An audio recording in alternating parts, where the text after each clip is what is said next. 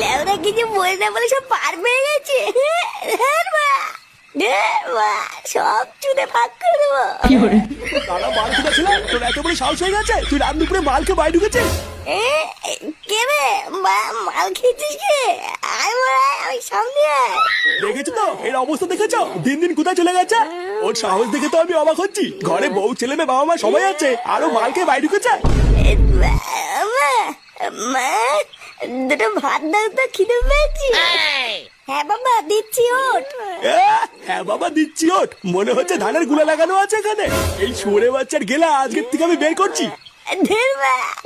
মানে ভাতও দেবে না। কিরে তুই কি উঠবি এখান থেকে নাকি আমি তোর গাল ভাঙবো? কে মারা গামারি গার ভাঙবি? এ ফাটা, তোর বাপকে এখান থেকে তুলে ঘরে নিয়ে যা। ভোটা কাল মারা গিয়ে আমি পারবো না। মাল ছাল সব মাল মুল খেয়ে পালিয়ে আসবে আর আমি তুলে ঘরে নিয়ে যাবো নাকি?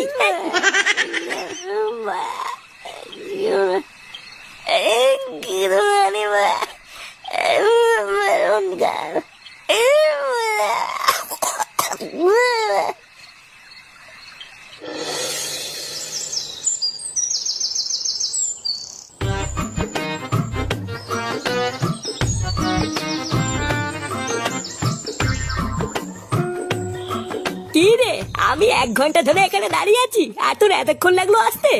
আর বারা বলিস না, বাপটা কাল রাত্রে বেলায় মাল মুল খেয়ে খুব ঝামেলা করছিল, তাই ঘুম ভাঙেনি। এই ছেগো মানি বাপটা খুব বার বেড়েছে বুঝলি। বারা মাঝে মাঝে যে রাগ হয় না, মনে হচ্ছে কেলিদি। এ মা, এইসব তুই কি বলছিস? এতক্ষণ আমি তোর জন্য অপেক্ষা করলাম আর তুই আমাকে কেলাবি বলছিস?